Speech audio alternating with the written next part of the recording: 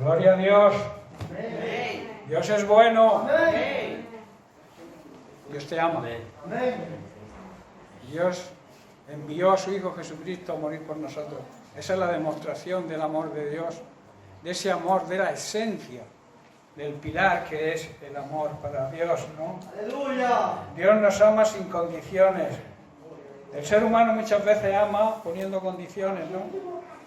Pero Dios no es así. Dios te ama de una forma altruista, o sea, deseando lo mejor para ti y para nosotros en general, ¿no? Para su iglesia, como su cuerpo, y también a la humanidad. Dios ama al mundo. Quizás tú no ames a algunas personas, pero Dios ama a todo el ser humano. Por eso muchas veces decimos que retarda su venida. ¿Por qué la retarda? Porque quiere que todos lleguen al arrepentimiento, ¿no? Esa es una de las cualidades de Dios, la paciencia, ¿no? La necesidad de esperar cuando algo se desea mucho. Él desea mucho la salvación de todo ser humano. Pero claro, el ser humano tiene la opción de rechazarlo o de aceptarlo. De ahí el libre albedrío que Dios nos ha concedido. Dios no te obliga. Dios te marca el camino a seguir y tu voluntad es seguirlo o no seguirlo. Pero Dios no coacciona a nadie. Dios muestra su amor. La Biblia dice que Él muestra su amor, que nosotros aún siendo pecadores, Él murió por nosotros. Y murió por sus enemigos, porque todo aquel que vive de una forma pecaminosa, vive en pecado, es enemigo de Dios. Y Dios murió por los pecadores, o sea, por aquellos que lo niegan, por aquellos que viven en pecado, incluso llamándose cristianos, ¿no? Que ese es el mayor peligro que existe, ¿no? Saber que estás viviendo en pecado y no cambiar. Porque el mundo en sí, mientras que no les llegue la luz del Evangelio, pues viven, como han aprendido a vivir. Yo siempre digo que existen, pero no viven.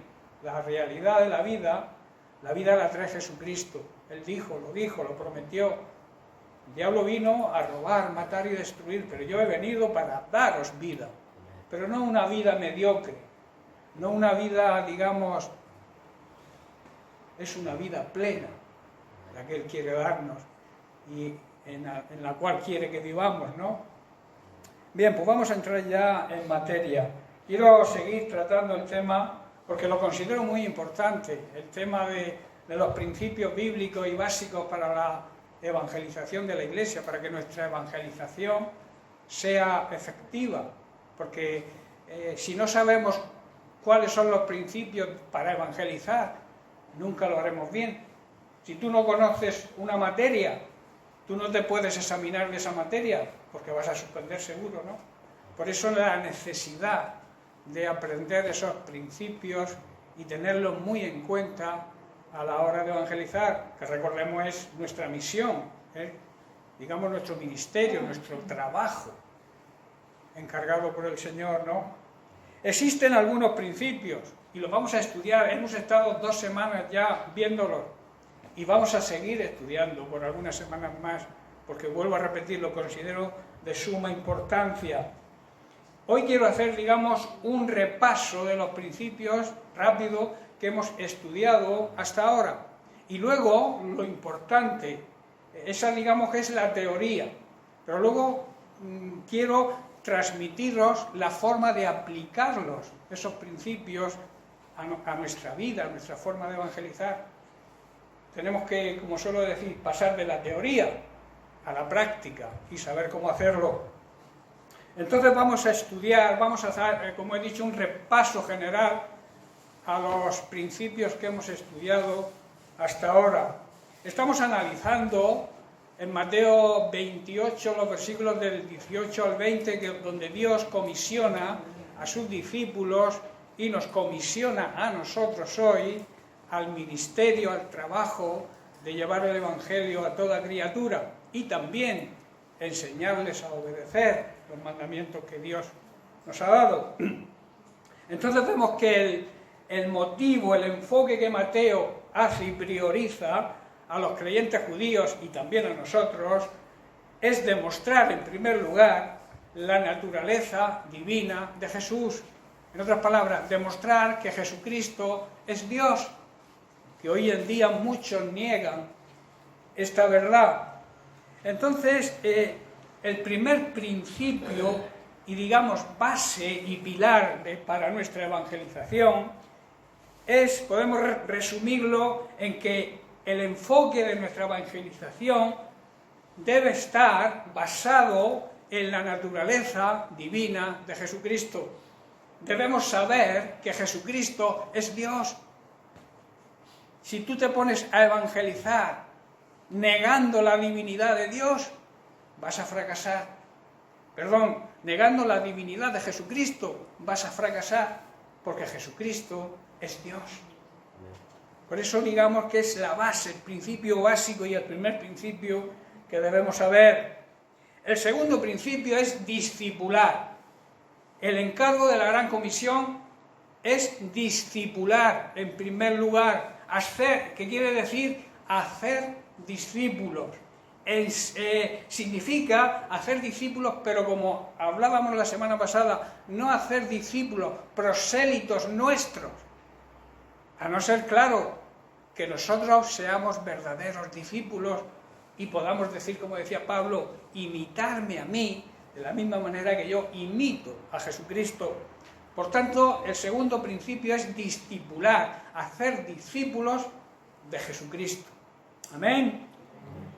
Por eso debemos primero ser discípulos y luego hacer discípulos. Ese es el orden, primero serlo nosotros para poder hacer discípulos a otros. Es importante entender esto. El tercer principio es saber que Jesús ejerce su ministerio, continúa su ministerio. Sabemos que Jesucristo vino a cubrir las necesidades del ser humano. Y la primera necesidad del ser humano era la salvación y sigue siéndolo hoy. Por tanto, nosotros debemos continuar con ese ministerio, el llevar la salvación a otras personas. Ese es el encargo y ese es el tercer principio. Debemos saber que nosotros somos su cuerpo, somos el cuerpo de Cristo. La Iglesia es parte del cuerpo donde Jesús es la cabeza y por tanto debemos obedecer a Cristo, que es nuestra cabeza. La Iglesia, hermanos, que no continúe el ministerio de Jesucristo aquí en la tierra, que no ejercite su ministerio, que no practique la Gran Comisión, no está en la línea de lo que tiene y debe ser una iglesia hoy, y una iglesia verdadera, porque iglesias, hay muchos grupos y muchos, sectas que se llaman iglesia, pero no son verdaderas. Solamente hay una iglesia verdadera, que es la que instituyó y edifica a Jesucristo cada día. Va edificando a través de sus ministerios. Él cumplió su ministerio, se fue, se sentó a la diestra del Padre, pero dejó, Efesios lo dice así, creó a los 5 ministerios para la edificación, para el crecimiento espiritual de la iglesia suya. Esto, hermanos, es lo que quería decir Jesús cuando dice, y me seréis testigos. Está diciendo precisamente eso. El cuarto principio lo marca la afirmación de Jesucristo en la Gran Comisión en el versículo 20, cuando dice, estaré con vosotros siempre. Ese siempre quiere decir, incluye el tiempo, incluye todo lugar y también toda circunstancia. En cualquier circunstancia que estés atravesando, Él está ahí. En cualquier problema o dificultad que tú tengas, Él está ahí. Y en cualquier tiempo y en cualquier lugar, Él está ahí.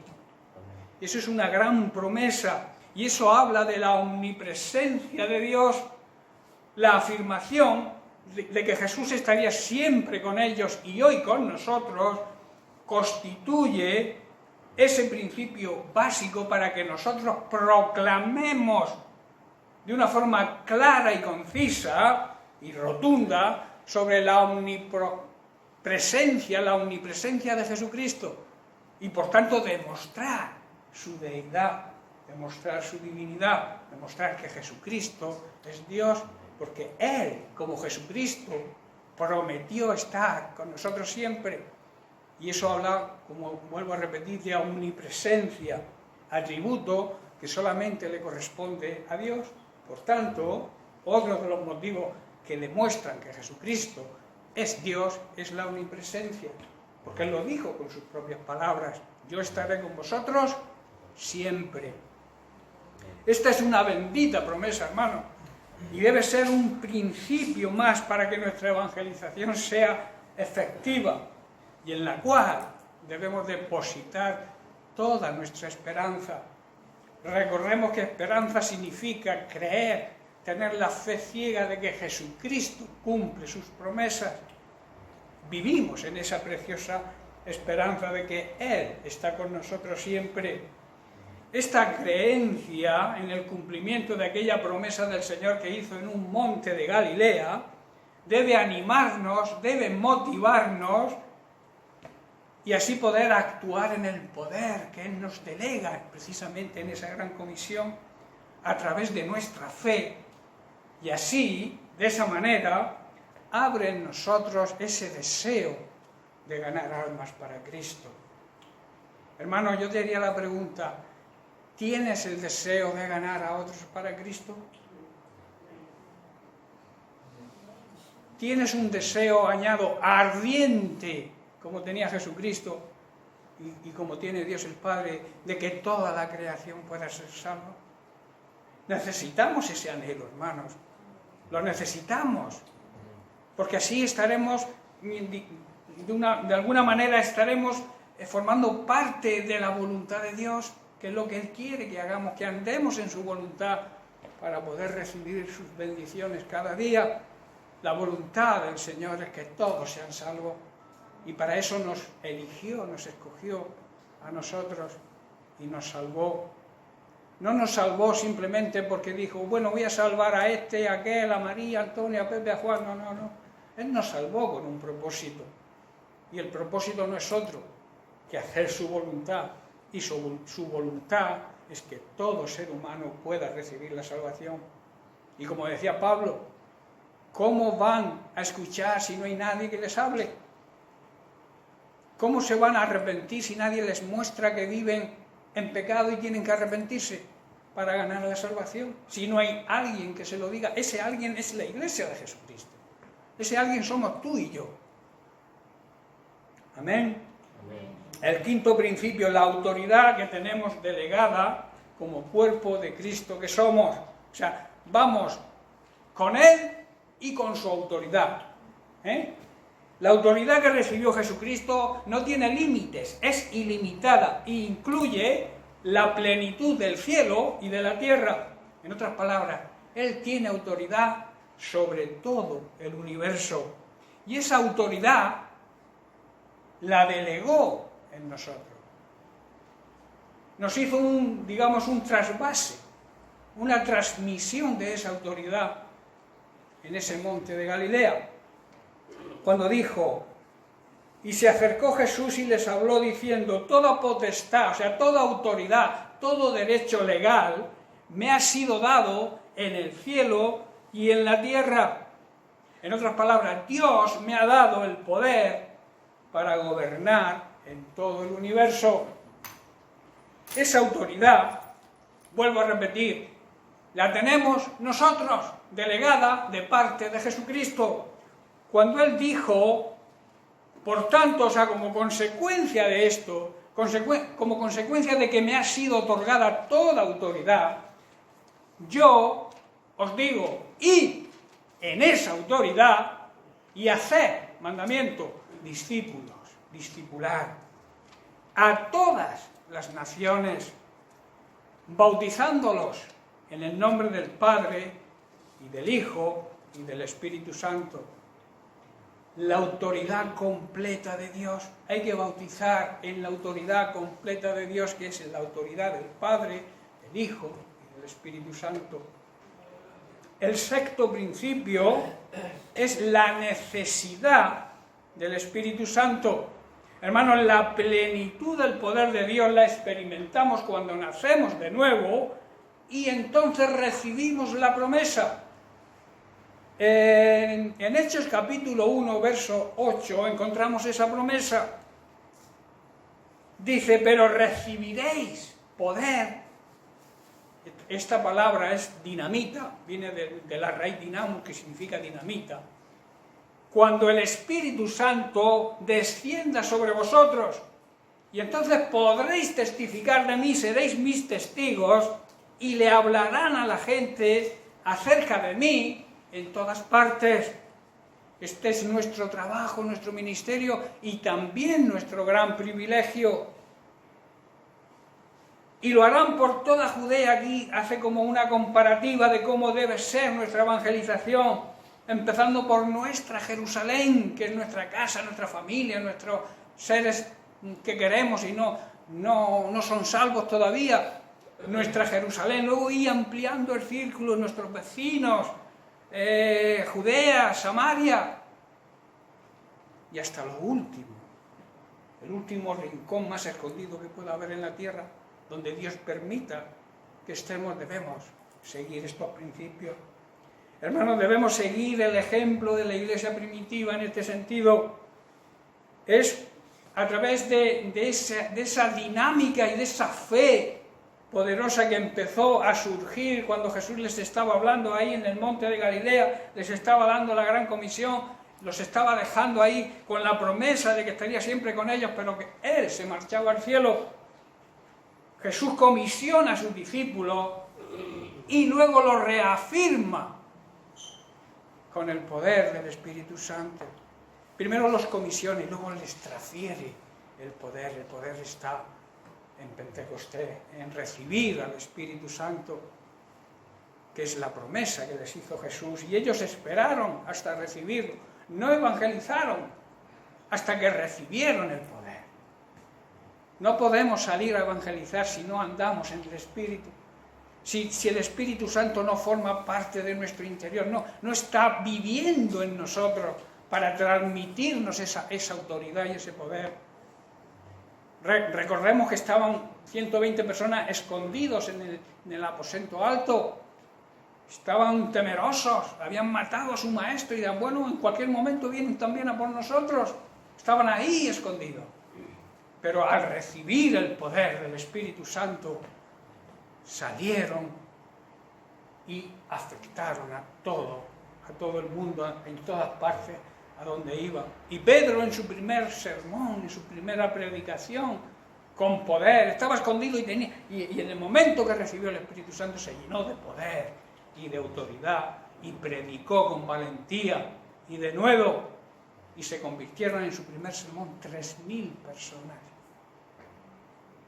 Eso es una buena evangelización, ¿verdad?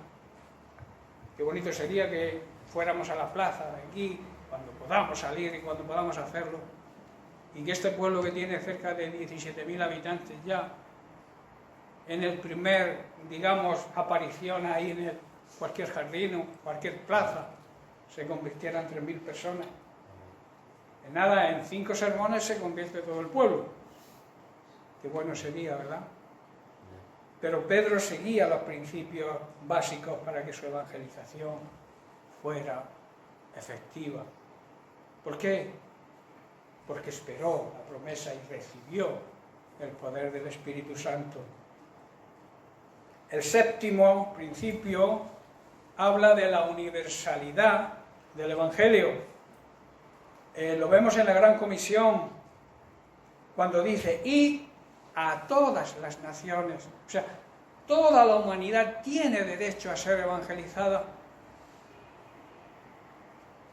Y a todas las naciones, no solamente a los judíos, estaba diciéndole y transmitiéndole en Mateo ahí, Jesús ahí a través de la Gran Comisión le estaba transmitiendo que no solamente deberían ir a los judíos, porque había una mentalidad de que los judíos solamente era el pueblo escogido y al pueblo al que Dios les daba sus promesas, y a los gentiles no, pero aquí Jesús está diciendo a todas las naciones, está hablando de la universalidad, que no solamente tenían que predicarle a los judíos, sino también a lo que ellos llamaban los gentiles. O sea, aquellos que ellos no consideraban que era el pueblo de Dios, hoy podríamos llamar a los gentiles, a las personas que no creen. Aquí tenemos el gran programa mundial, digamos, y vemos a Cristo resucitado, su gran plan de salvación para el ser humano, y no deberíamos olvidarlo, hermanos. Ahí se hizo una proclamación del plan de salvación de Cristo, que Cristo al morir en una cruz, al resucitar y partir al cielo, había cumplido el plan de salvación, y la obligación de la Iglesia era transmitir ese plan a toda la humanidad, para que todos tuvieran la oportunidad de ser salvos. Y el octavo principio es la promesa de su regreso. Debemos vivir, debemos predicar el Evangelio con esa esperanza, saber que Jesucristo prometió volver y que lo hará, pero nunca dio una fecha, decíamos, ¿verdad? Jesús nunca dio una fecha, por tanto debemos estar listos para su venida en cualquier momento, pero debemos esperarla con gozo y también con paciencia. ¿Qué quiere decir? Aunque deseemos mucho que vuelva, el tiempo le corresponde a Él, y el tiempo de su segunda venida lo marca el Padre. Nosotros, nuestra obligación es llevar a buen puerto la gran comisión y pensar que creer en esa promesa de que va a volver, pero seguir trabajando en su obra, aunque pensemos que no va a volver. ¿Estáis comprendiendo? Hacerlo como si no volviera, sabiendo que va a volver. Pero eso que no nos lleve a decir, bueno, como está su venida cerca, yo ya no trabajo más en la obra de Dios. Todo lo contrario, debemos hasta el último segundo estar predicando su palabra a toda la creación. Y luego vemos que el final del Evangelio de Mateo termina con un reflejo y un resplandor de la gloria de Cristo. Cristo resucitado y Cristo vencedor sobre las tinieblas, sobre las obras de Satanás. Y eso debemos transmitirlo a toda la creación. Bien, pues hemos visto y estudiado la teoría, como he dicho al principio.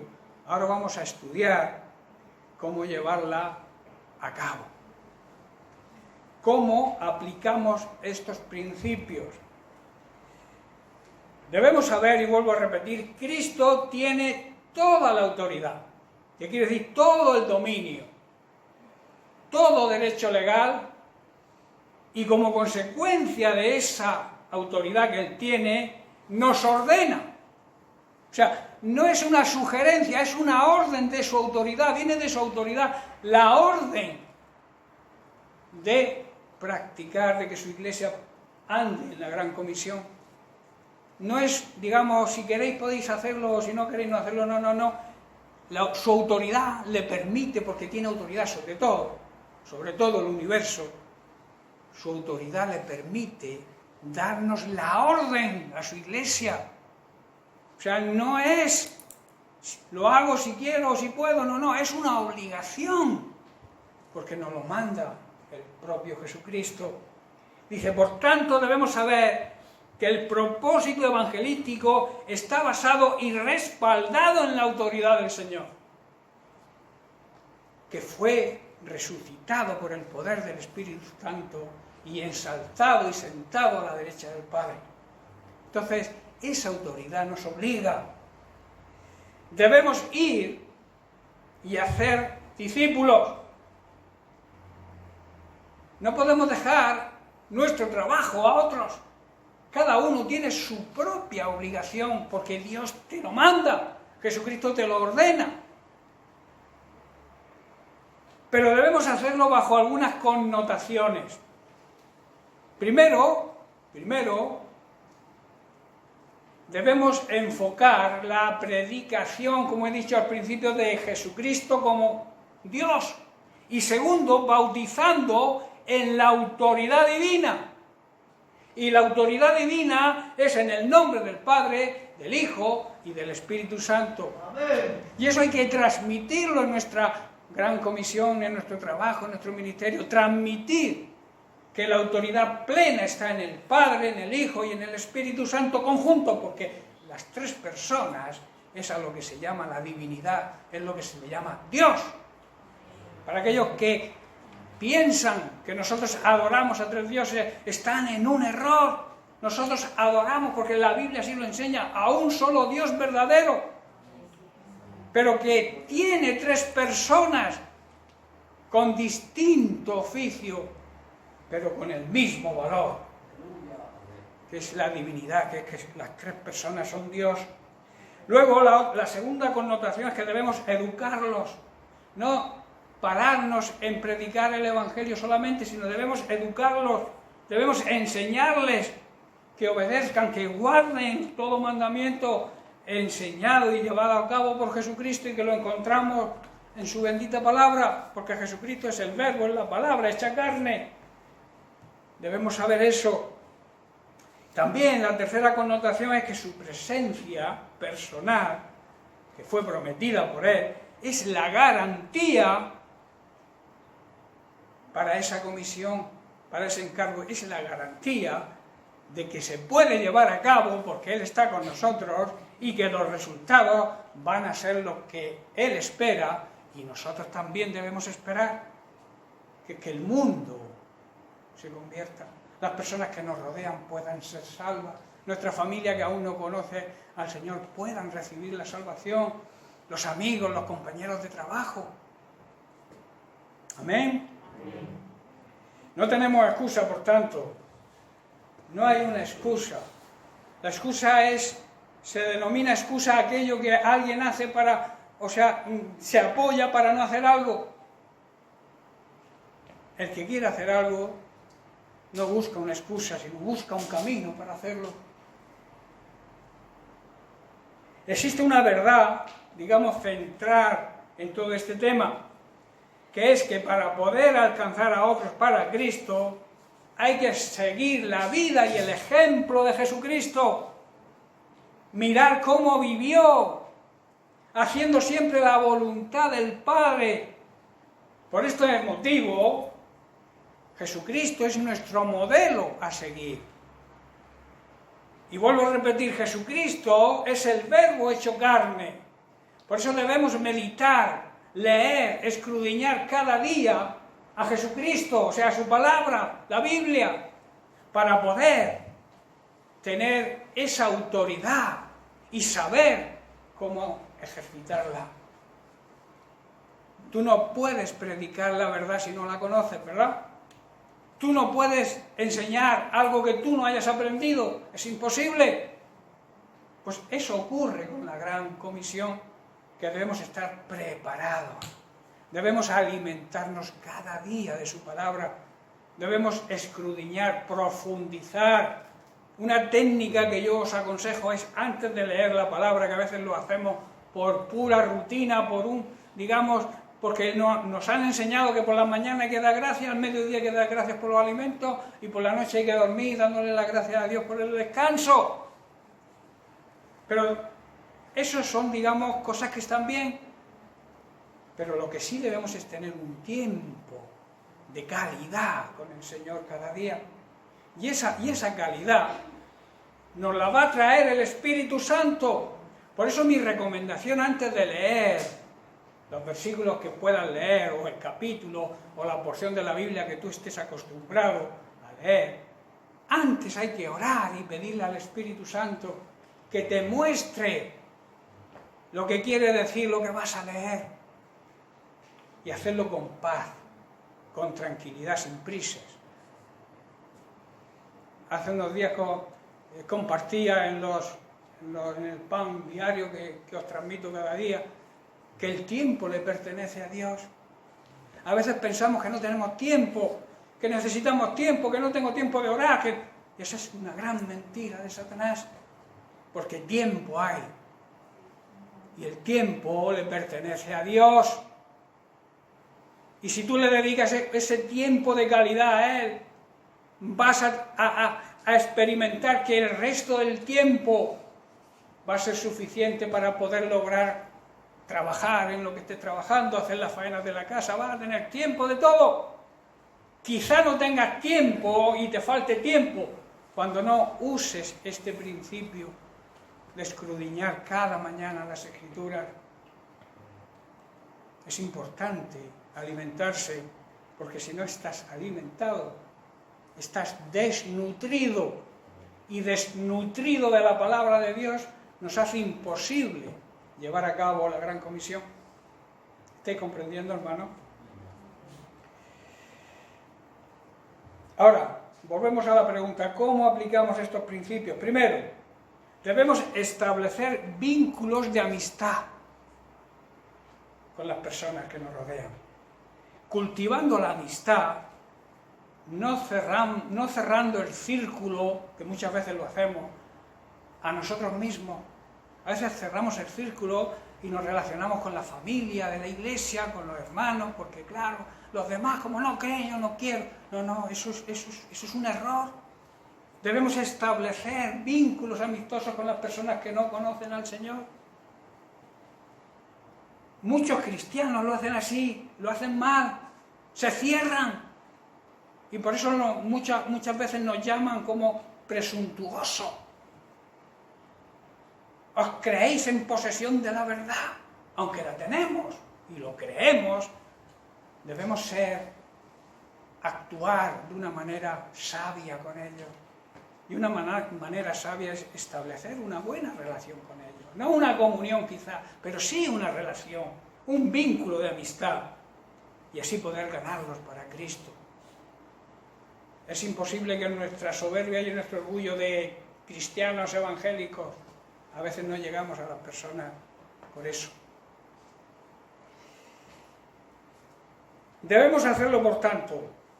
Esos lazos de amistad tienen que ser con amor, con transparencia, que quiere decir que lo que decimos lo hacemos y lo ven ellos, sin hipocresía.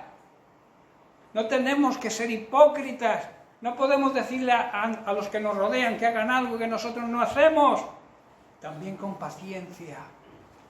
La paciencia es un fruto del Espíritu Santo, es una característica del fruto del Espíritu Santo y tiene que estar en todos los creyentes. Con diligencia, o sea, con cuidado también. No herirlos en su sensibilidad. No, por ejemplo, si ellos creen en las imágenes, no puedes decirle, eso es hablar mal de las imágenes en un sentido peyorativo, porque los puedes ofender y los puedes alejar. No sé si me estáis entendiendo. Amén. Tenemos que ser hábiles en eso. Luego ya, conforme ellos den el paso, ya vamos enseñándoles, pero con amor siempre, cuál es la verdad de las imágenes. Pero de entrada tú no puedes atacar su sensibilidad. Tenemos que ser sensibles y también con dedicación, con empeño. Proponerte cada día hablarle a alguien, y si no cada día, cada 2 días. Pero no cerrar el círculo y no hablarle a nadie. También debemos hacerlo sin prejuicios.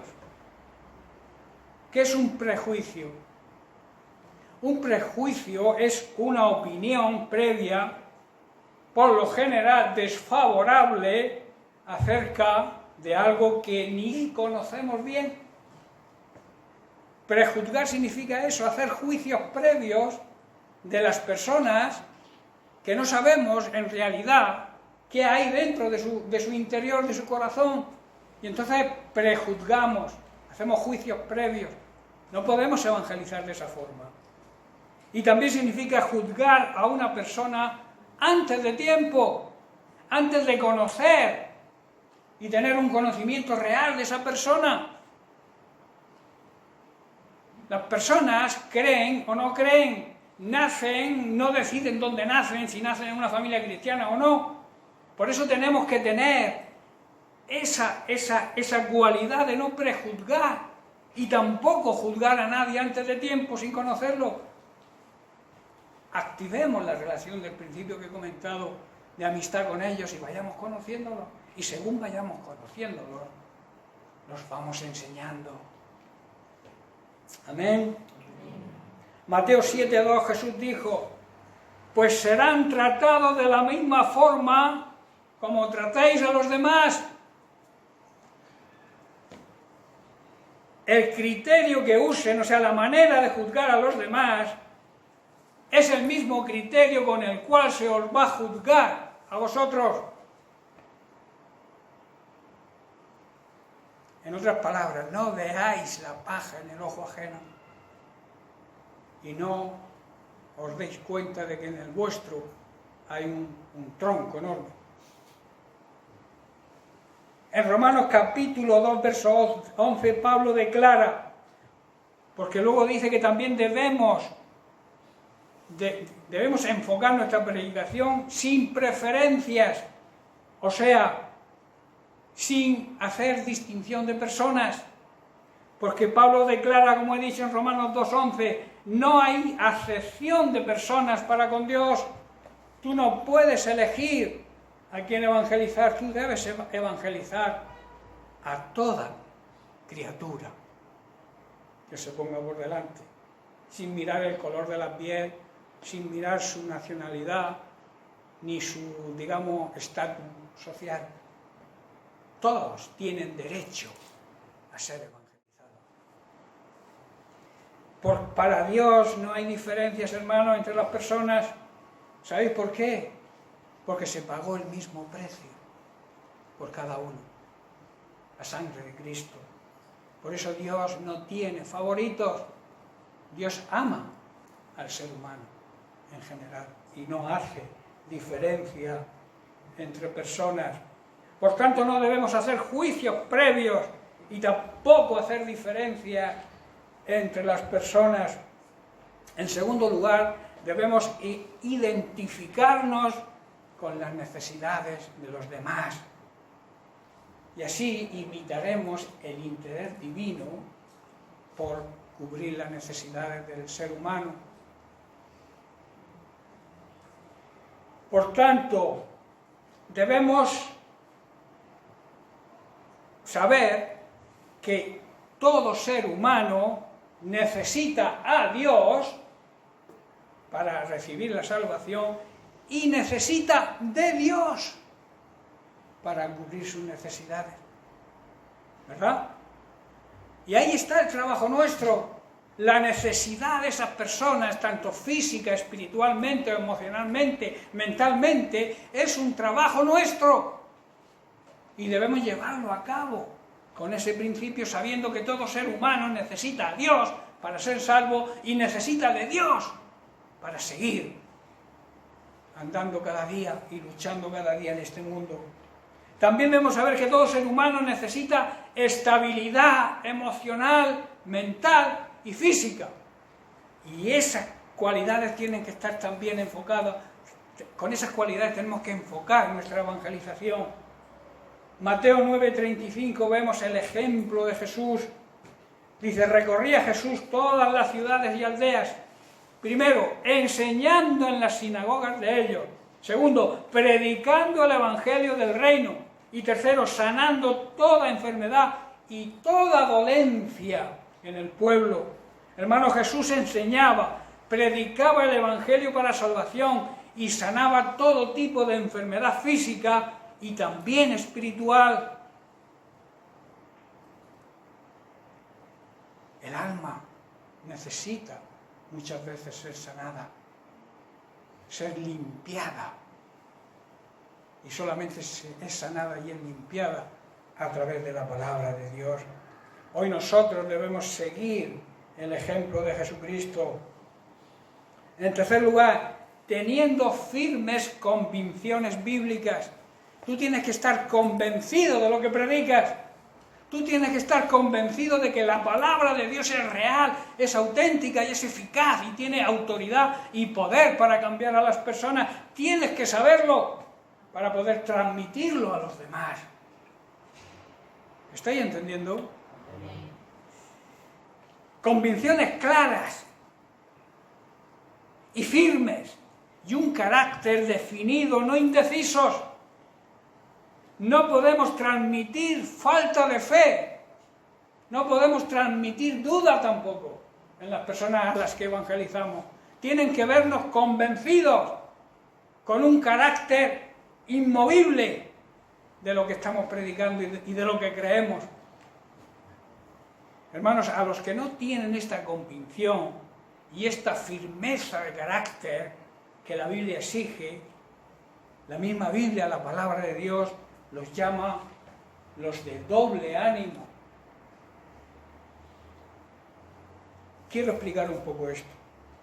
Para ello quiero leer en Santiago capítulo 1 los versos del 6 al 8. Dice, pero pidan con fe, y añade, no dudando nada. Y luego aclara, porque el que duda es semejante a la onda del mar que es arrastrada por el viento y echada de una parte a otra. Verso 7, no piense, no le venga a la mente quien tal haga esto, que recibirá cosa de parte del Señor. El que duda no recibe, hermanos, tomadlo como una regla. Si dudas, no recibes. El recibir está en la fe completa, en la fe auténtica, en la fe verdadera.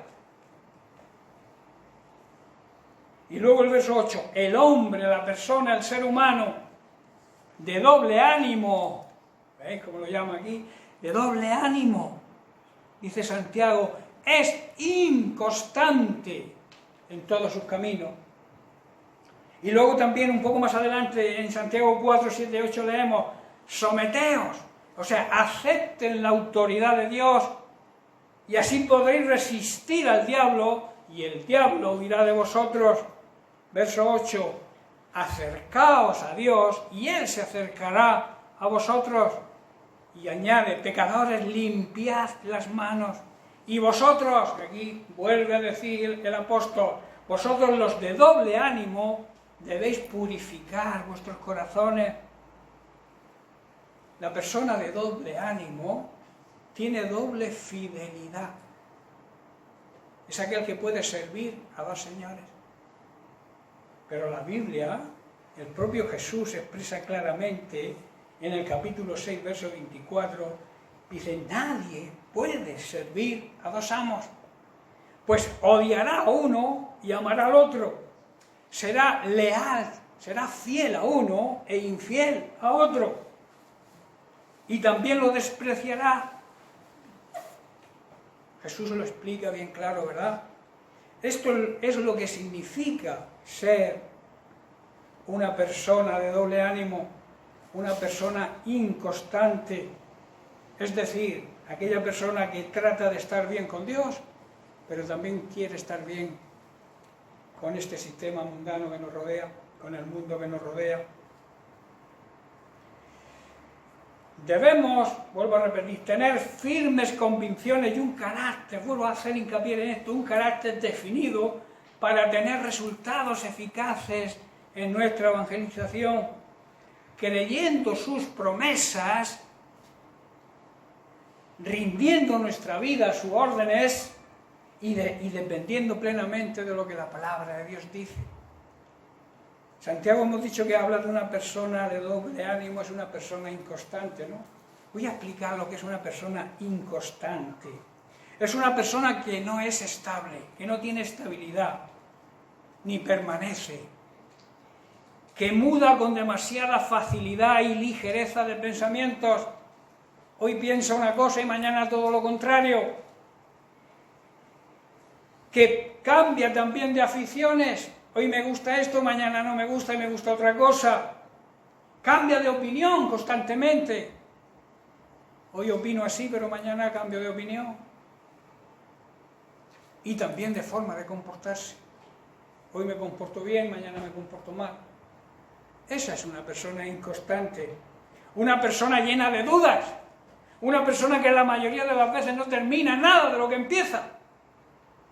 Y así hay cantidad de personas que empiezan pero no terminan. Lo importante no es empezar, es terminar. Lo importante en nuestra vida no es cómo empecemos, sino dónde y cómo terminemos. Pensar en la eternidad. La eternidad es todo, no tiene principio y no tiene fin. La eternidad no es tiempo nuestro, no es tiempo cronos. es tiempo kairos. Un tiempo que para Dios un día son como 1000 años y 1000 años como un día. Para Dios no existe la noción del tiempo cronos, es el tiempo kairos, el tiempo oportuno donde la voluntad de Dios se debe cumplir en nosotros. Eso es lo que significa el tiempo de Dios.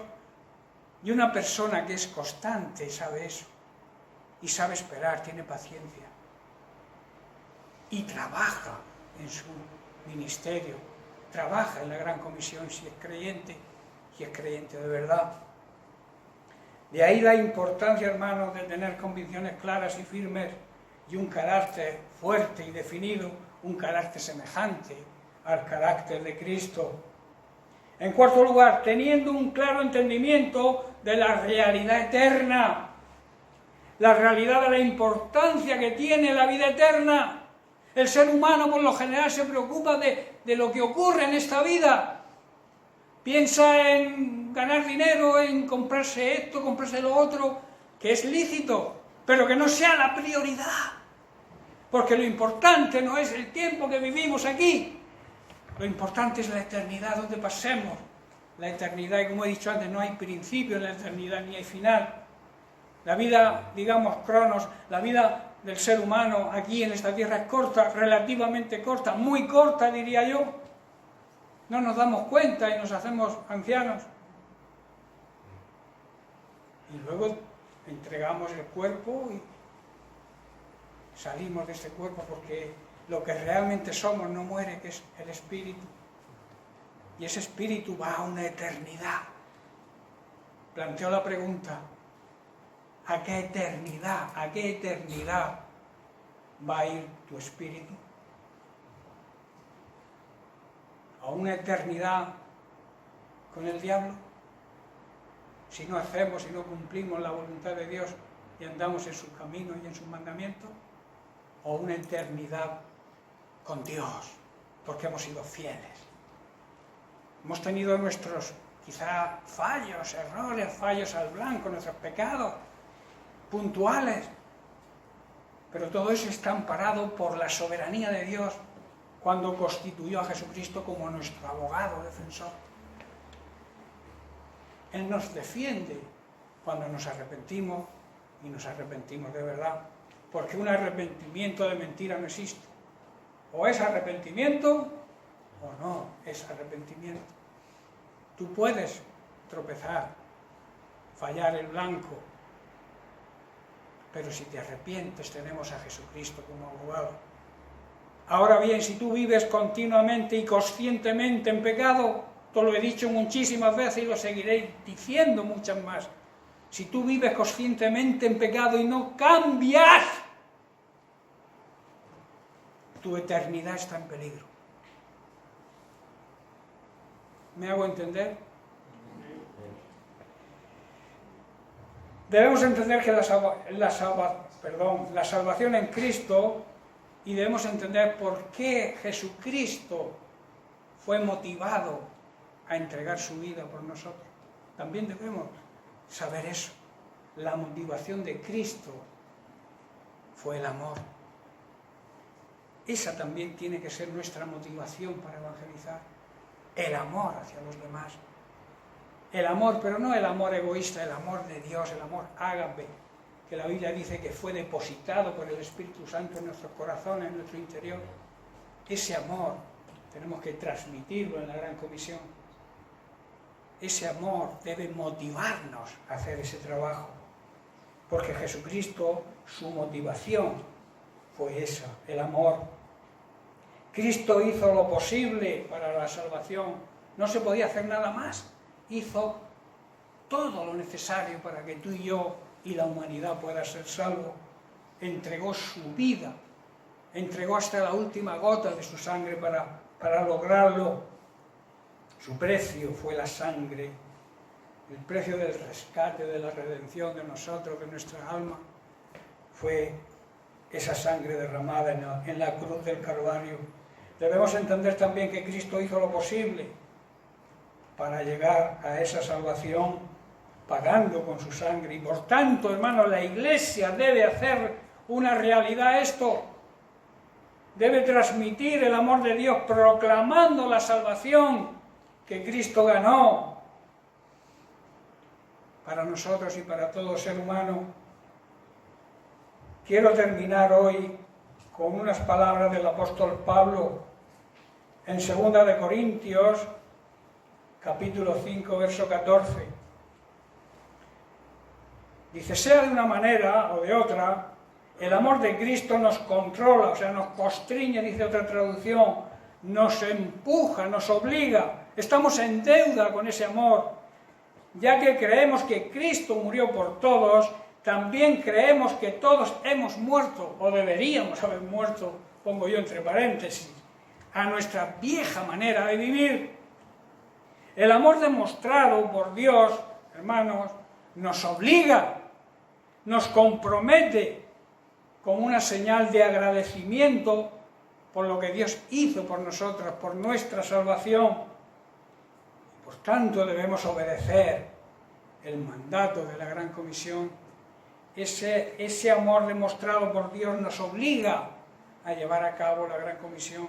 Si no te sientes obligado a hacerlo, tienes un problema. Si no deseas llevar a cabo la Gran Comisión, tienes un problema. Porque el amor que Cristo nos demostró, salvándonos a nosotros, nos obliga a llevar a cabo su mandamiento.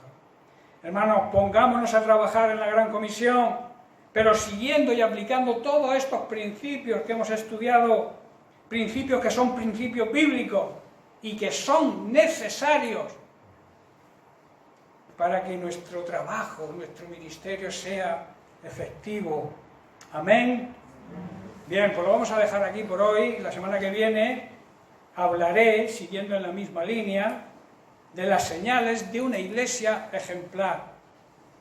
El testimonio de la iglesia tiene que ser un testimonio que dé ejemplo.